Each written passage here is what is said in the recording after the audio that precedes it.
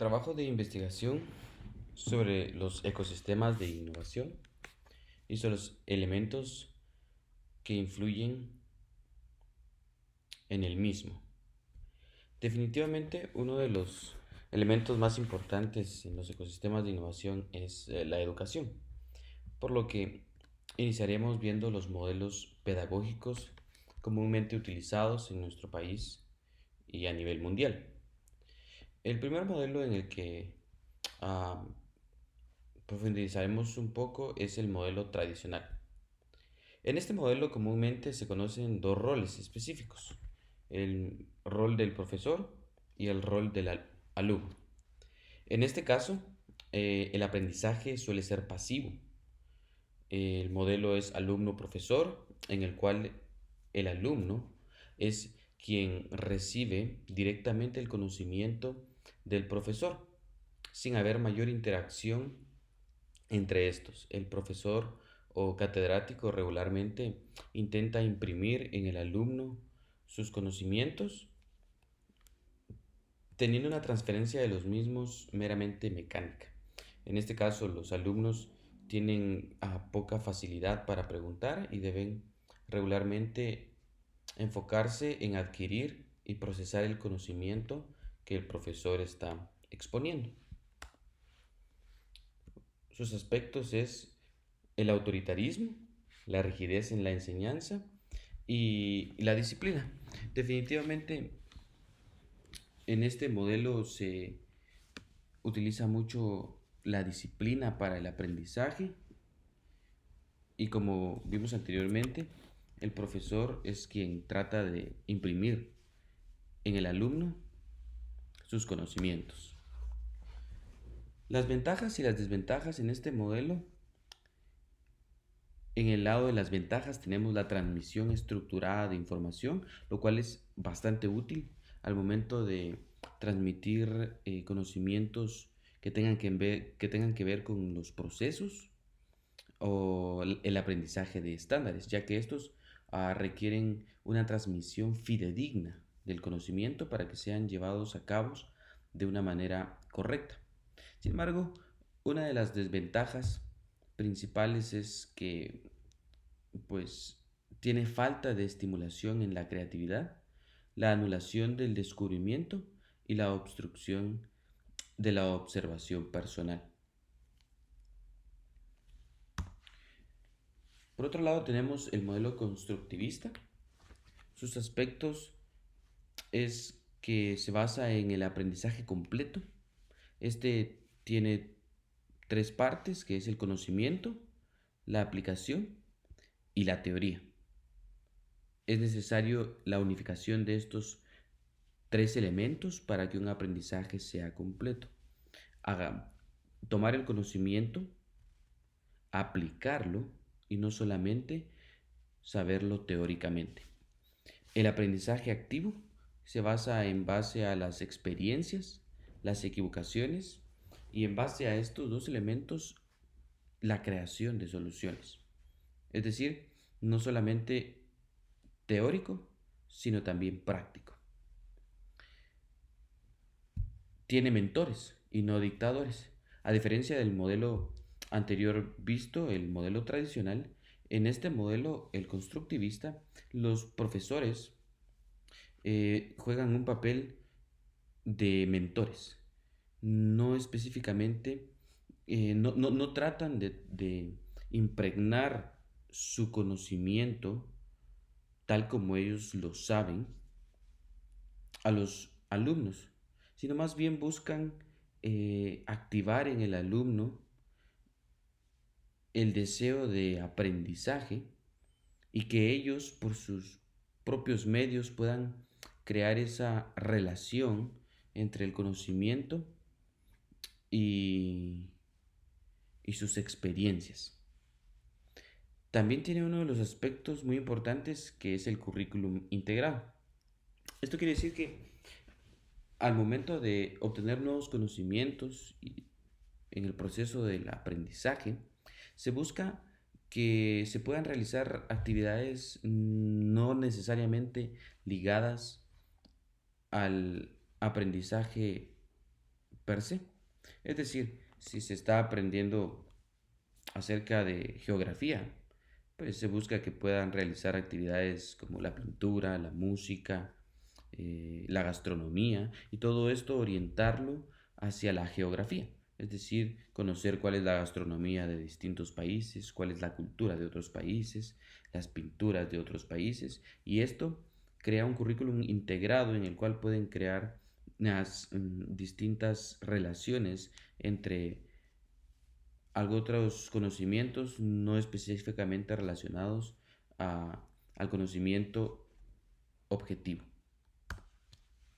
El modelo cognitivo social, este tiene tres elementos, que es la autosuficiencia, el comportamiento y el ambiente. Es decir, la medida en que el ambiente puede influir al individuo en la percepción de autosuficiencia es realmente muy importante. Y la percepción de autosuficiencia que este individuo pueda tener influye directamente en su comportamiento. Por lo tanto, estos tres elementos van a ser muy importantes en los dos modelos de aprendizaje, que es el activo y el vicario. El modelo de aprendizaje activo es en el cual se aprende haciendo, observando y haciendo. Se observa el estado de la técnica y pues se repite para poder imitarlo. Y el aprendizaje vicario, que es la observación y el análisis. Definitivamente el aprendizaje vicario es sumamente importante para poder obtener aprendizajes complejos, lo cual no se podría obtener específicamente haciendo, como lo son tal vez conocimientos teóricos sobre la física y la química, en el cual pues definitivamente muchas veces por presupuestos e instalaciones no pueden ser practicados, pero pueden ser observados, analizados y de esa forma aprendidos. También tenemos el modelo conductual, el cual pues nos muestra eh, tres partes: el conexionismo, el condicionamiento clásico y el condicionamiento operante. Esto nos dice que el conexionismo tiene como base la experimentación, el ensayo y el error, sosteniendo pues que cada ensayo crea nuevas conexiones asociando un estímulo a una respuesta. Una respuesta común crea conexiones fuertes, mientras que una respuesta menos común crea conexiones débiles. El modelo conductual hace referencia mucho a este tipo de conexiones que pueden crearse mediante la experimentación y el ensayo. También tenemos el condicionamiento clásico. Este presenta como un estímulo neutro e incondicionado pueden llegar a generar una respuesta incondicional. Sin embargo, al repetir este estímulo neutro e incondicionado, llega a convertirse en un estímulo condicionado. Ya no solamente en un estímulo neutro, sino un estímulo condicionado que crea una respuesta condicionada. Y por último, el condicionamiento operante, que es similar al que acabamos de ver. Sin embargo, este crea o introduce un factor más a la ecuación, que son las consecuencias. Ya no es el estímulo el que condiciona las respuestas, sino que son las consecuencias. Y luego de esto tenemos los métodos. Una vez vistos los modelos, estos son traducidos a métodos. Y en este caso tenemos un método específico que es el método Design Thinking. ¿Por qué el método Design Thinking? Ya que el propósito es crear un ecosistema de innovación orientado a esto mismo, a innovar, a crear nuevas cosas, a resolver de maneras distintas problemas que puedan agregar valor al usuario, pues el método Design Thinking es una mezcla entre varios modelos pedagógicos. Realmente no podemos sesgarnos por la utilización de un solo modelo en la educación, ya que estos realmente no son excluyentes específicamente, sino más bien deberían de ser eh, modelos que se complementan, complementarios entre sí, ya que es necesario tanto el modelo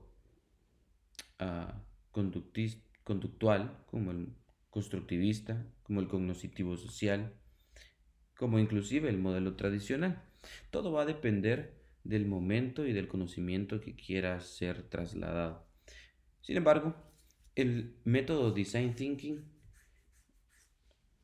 es uno de los que nos ayuda a incentivar la innovación. Este método se basa en las necesidades del usuario. Su objetivo principal es satisfacer las necesidades del usuario. Y esto lo logra a través del uso correcto de la tecnología disponible para poder crear un modelo de negocio que satisfaga estas necesidades del usuario. Tiene tres fases importantes, que es la inspiración. En esta fase se encuentra el porqué, la inspiración, la base, el problema que se quiere atacar, el por qué vamos a emprender este viaje para poder solucionar un problema. Una vez identificado el problema, entonces podemos pasar a la siguiente fase, que es la fase de la ideación. En esta fase se crea una lluvia de ideas, se crea un equipo, muchas veces multidisciplinario, para tener distintos enfoques. Y luego de tener toda esta lluvia de ideas, se filtran para poder llegar a una idea final, a una idea ya pulida, que podría ser la solución a nuestro problema encontrado en la fase de la inspiración. Luego de esto viene la fase de la implementación.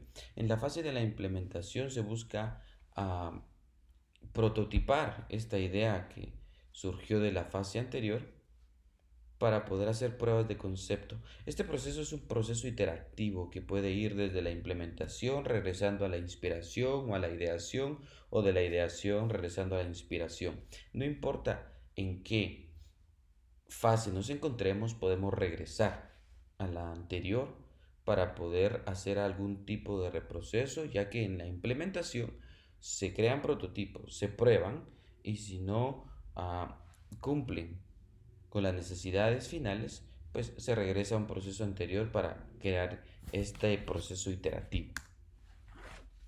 La innovación. Hay demasiadas definiciones, pero al final de todo, la innovación es el poder crear, ya sea un producto o un servicio nuevo, o bien agregarles características nuevas a un producto o servicio ya creado con anterioridad. En este caso, uno de los elementos más importantes de la innovación es la creatividad. Sin creatividad es imposible la innovación. Y realmente la creatividad la poseemos todos los seres humanos, por lo cual todos los seres humanos somos capaces de innovar. La creatividad no está realmente ligada del todo a la inteligencia o al IQ que pueda tener a una persona. Es más una capacidad humana que está realmente ligada a nuestro ADN, ya que fuimos pues creados con esa capacidad innata en nosotros mismos. Sin embargo, es posible potenciarla con la adquisición de conocimientos o también aplicando los principios que son observar, visualizar, experimentar, tener una apertura al misterio, tener curiosidad y crear una sinergia entre el arte y la ciencia. Ese punto en el cual se cruzan estos dos elementos, el arte y la ciencia. Definitivamente aplicando estos principios podemos potenciar nuestro nivel de creatividad. Una vez expuesto esto, pues tenemos nosotros, hemos visto los modelos pedagógicos, hemos visto los métodos pedagógicos como el design thinking. Esto nos ayuda a poder crear un servicio o un producto para posteriormente poder sacarlo al mercado, pero también para poder registrarlo en el registro de la propiedad intelectual de Guatemala. Esto con el fin de poder eh, registrar patentes o derechos de autor en nuestro país para empezar a generar ese hábito en los estudiantes que puedan crear productos o servicios de valor que sean distintos, que sean innovadores y a la vez también ayudar a poner nuestro país en una situación mejor en el sentido de número de patentes registradas o número de derechos de autor registrados en nuestro país, lo cual pues influye en cierto ranking a nivel mundial, pero no solamente con ese propósito, sino tal vez más aún con el propósito de poder llevar estas ideas, patentarlas y no solamente patentarlas,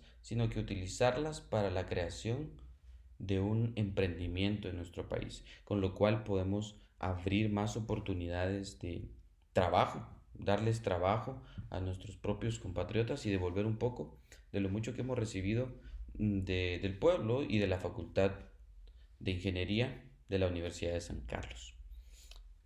La propiedad intelectual en Guatemala pues está definida como aquella parte del ordenamiento jurídico que define las creaciones humanas protegidas en el campo literario y artístico, así como campo de la industria y el comercio. El nivel de protección que se reconoce a cada una de ellas, los requisitos en cada paso permiten acceder a esta protección y las condiciones a que queda sujeto su ejercicio y su tutela legal. Esa es la propiedad intelectual en Guatemala. Esta, a su vez, se divide en dos, que, que es la propiedad industrial y los derechos de autor. La propiedad industrial es un derecho que se adquiere derivado de la producción mental de una persona, que tiene aplicación en el campo de la industria y el comercio, es decir, invenciones, marcas, nombres, indicaciones, dibujos, modelos o circuitos. Esta a su vez se divide en dos, que son marcas y patentes. Las marcas están definidas en el artículo 4 de la Ley de Propiedad Industrial como cualquier signo denominativo, figurativo, tridimensional o mixto perceptible visualmente que sea apto para distinguir los procesos o servicios de una persona individual o jurídica de los de otra. Y las patentes, en el mismo artículo de la Ley de Propiedad Industrial, están definidas como el título otorgado por el Estado que ampara el derecho del inventor o del titular con respecto a una invención, cuyos efectos y alcance están determinados por esta ley. A su vez, las patentes están clasificadas en tres secciones. La primera es las invenciones, con la cual pues, se podrían registrar patentes de invenciones. Esto está definido como toda creación humana que permita transformar la materia o la energía que existe en la naturaleza para su aprovechamiento por el hombre y satisfacer sus necesidades concretas. Esta tiene tres conceptos importantes para que podamos registrar una idea innovadora o una patente de innovación. Es necesario que tenga novedad, nivel inventivo y estado de la técnica. Esto quiere decir que para que exista novedad, quiere decir que la idea que queremos patentar, la innovación que queremos patentar, no debe estar dentro del estado de la técnica. ¿Y qué es entonces el estado de la técnica? Vamos a verlo a continuación.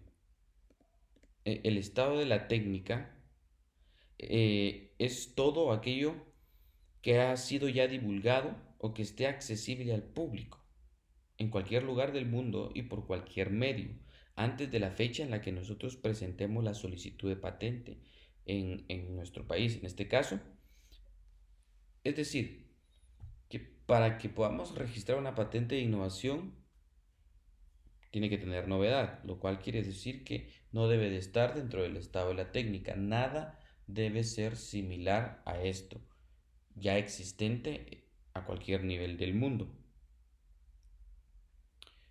Por lo tanto, pues debe de tener novedad o nivel inventivo, ¿verdad? El nivel inventivo y la novedad están ligados a esto, al estado de la técnica.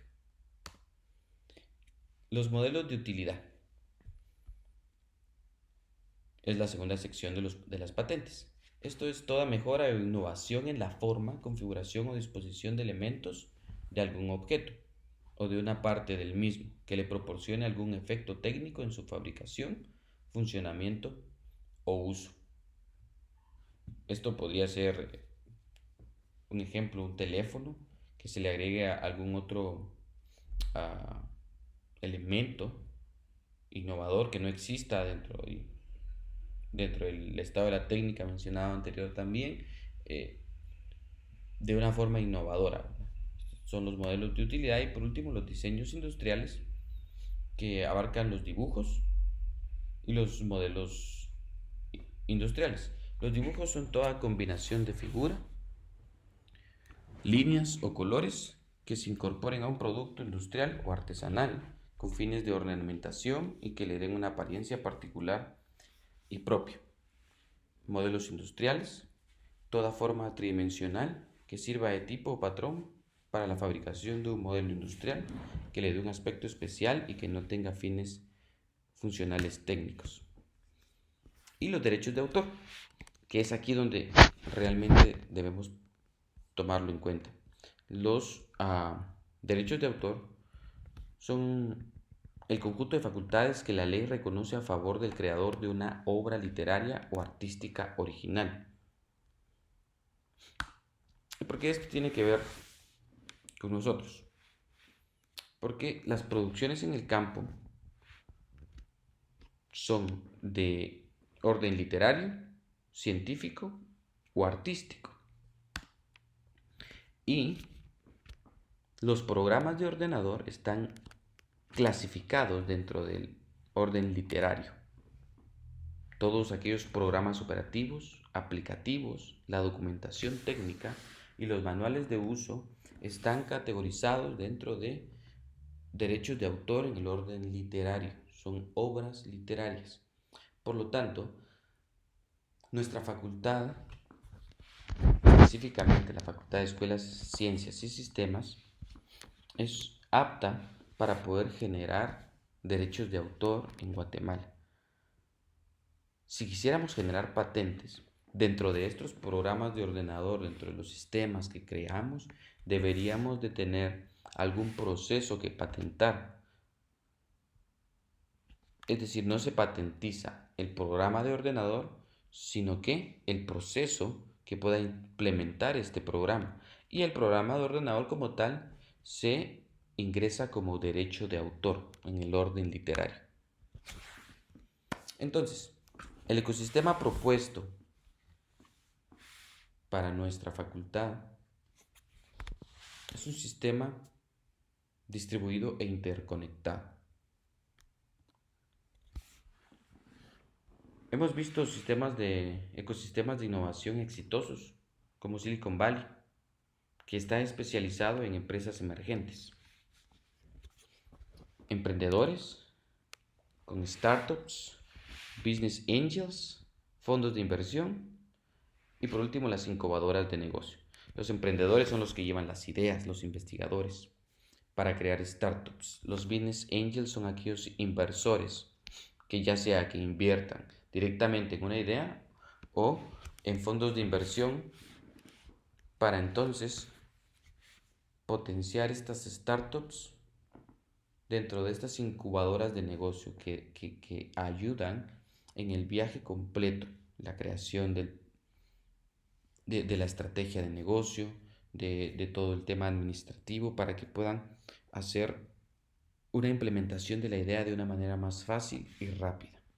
Claro, definitivamente ellos ganan sus porcentajes en las inversiones, pero pues potencian estas startups. iMands, que está especializado en TICs, y utiliza también similar externos, estudiantes, al gobierno, a los investigadores y a las universidades. El ecosistema del Knowledge Based Innovation Ecosystem, igualmente especializado en TICs, biotech y agro, que crea sinergia entre las hélices educativas, políticas, sociales, creando un enfoque dirigido un, por una metodología llamada Insights. Esta metodología llamada Insights tiene cuatro fases, básicamente, cuatro elementos, que es la generación de ideas, la creación de proyectos en base a estas ideas, creando sinergia entre las oportunidades y los CEOs de empresas para poder lanzar productos o servicios que tengan una aceptación dentro del mercado y que también sean factibles en la ciencia o en la tecnología disponible. El ecosistema propuesto entonces está basado en el modelo de 5 hélices: la educativa, la económica, la política, la natural y la social. En la hélice educativa nosotros tenemos dos cursos: el curso de emprendedores de negocios informáticos y el curso de seminario de investigación. Estos dos cursos deben de crear una sinergia entre sí para poder crear un proyecto de graduación que se basen en la ideación de un producto o servicio utilizando las metodologías vistas como design thinking, basadas en modelos de enseñanza o pedagógicos orientados a la innovación. Luego de esto, entonces, creando esta sinergia con el curso de emprendedores de negocios, podemos crear todo el plan de lanzamiento de esta misma idea, buscando inversores, estudiando la viabilidad en el mercado y en la tecnología de estas ideas, para entonces crear el prototipo y su posterior registro en el registro de la propiedad intelectual. Para esto también es necesario tener talleres unificados de diseños de productos o servicios, registros de derechos de autor o patentes de invención, implementando la metodología Design Thinking con la inspiración, ideación e implementación. En la hélice educativa tenemos al crowdfunding y al crowdsourcing. Siendo nosotros una facultad meramente de creación de sistemas informáticos, el crowdsourcing viene a ser una parte muy importante para poder potenciar, en este caso, la codificación de sistemas, creando una comunidad en la facultad que nos apoye en este sentido, y el crowdfunding pues para reunir recursos y fondos si fuera necesario crear un prototipo, inclusive físico, de alguna idea. En la hélice social es necesario crear la conciencia primeramente en la Escuela de Ciencias y Sistemas para después esto poder llevarlo a otras facultades. Y en la hélice política estaría entonces la universidad y la Facultad de Ingeniería en su Escuela de Ciencias y Sistemas para impulsar este proyecto integrador entre ambos cursos para no solamente salir con una tesis que quede empolvada en una biblioteca, sino con una idea de negocio, con un emprendimiento debidamente registrado en el registro de la propiedad intelectual y debidamente planificado para ser una startup, un emprendimiento que pueda posteriormente generar fuentes de trabajo.